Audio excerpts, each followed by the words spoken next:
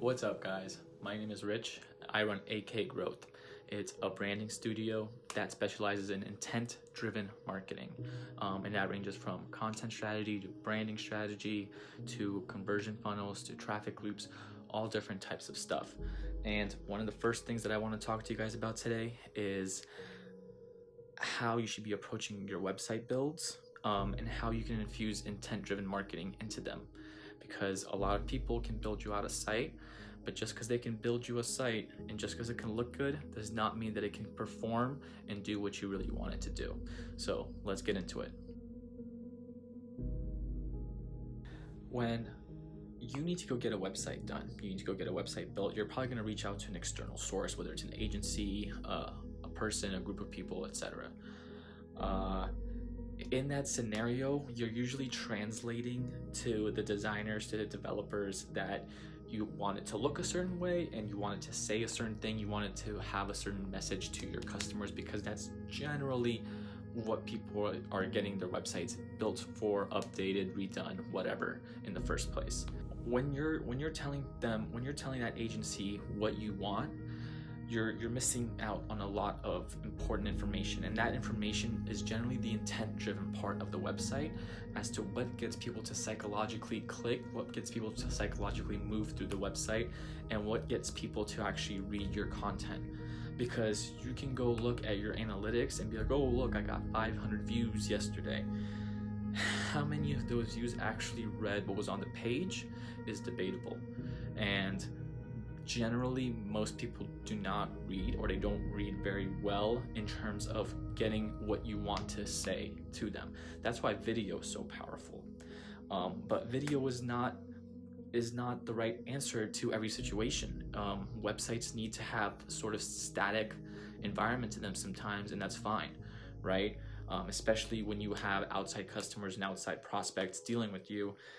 You don't want your website to constantly be some kind of web app. It might have to be something different. And so that's what I want to talk to you guys about today. What are those intent factors, and how can we approach our websites, and how can you relate it to the agency, the freelancer, the whatever person that you're dealing with? How can you explain to them what you want and how you want to do it? So that's going to be the fun stuff today. When I need to have a prospect or a customer perform some kind of action on the website, I always start to look at the web pages individually as parts of a tunnel. Okay, the beginning of the tunnel starts at the top of the page and it ends at the bottom of the page, or it ends at whatever action you want them to end it on. In that tunnel, there's obstacles, and those obstacles are generally the pieces of content that are going to be on that web page. Now, I'm not going to get super meta into it, not super technical, but what I want you to look at it from is the perspective of the person who's actually going through the content, right? They dive into something and you want them to come out. Most of the time, people just bail and they close the tab, and we don't want them to do that. So what we want to do is make sure we have specific highlights and specific points that make it simple and easy for the person to read and digest the information that we're giving them. And that comes in many different forms, right? We have specific headings, we have specific types of text, we have specific types of icons, we have specific types of sprites, and then our most important is our call to actions. How do we perform our call to actions, and how do we let people know what to click and where to click? When you start looking at it from that perspective, you're like, oh, there's more to it than just me putting up a picture. There's more to it than me just outlining some text.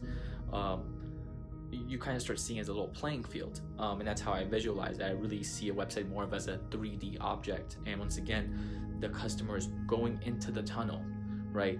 They start the tunnel when they read the headline. They start the tunnel when they see the logo, and you want them to keep going and make sure that the obstacles don't stop them from reaching the end point. You want them to get out of that tunnel. You want them to perform an action, even if that action is just simply digesting the content.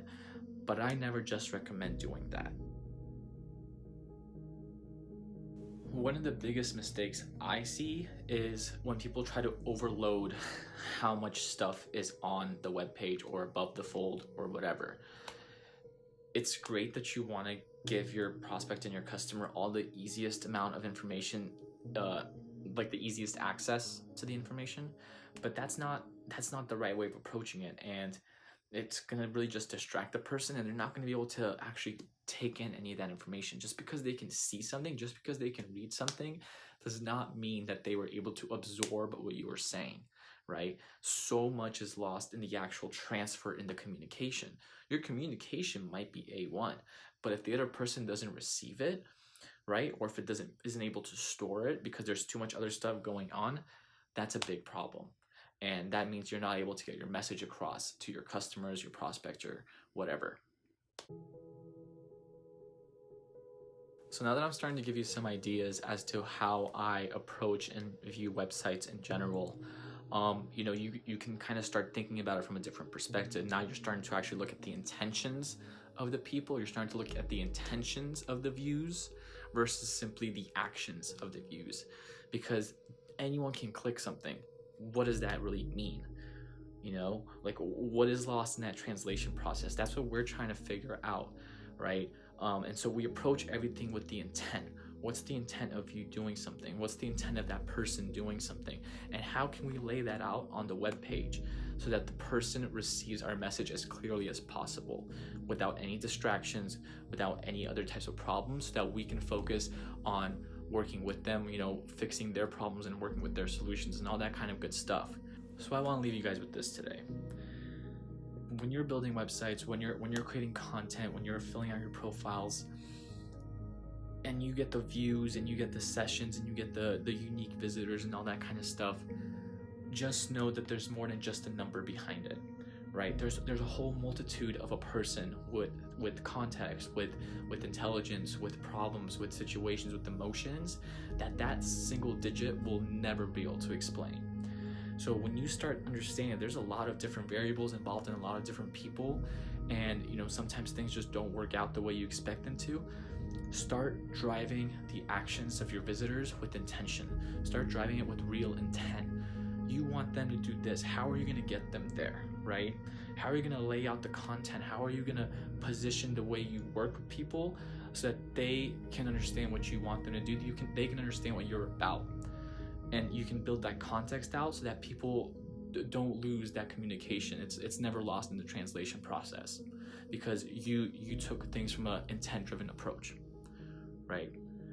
That's what I want to leave you guys with today. I'm going to make another video that discusses more aspects of the website next time.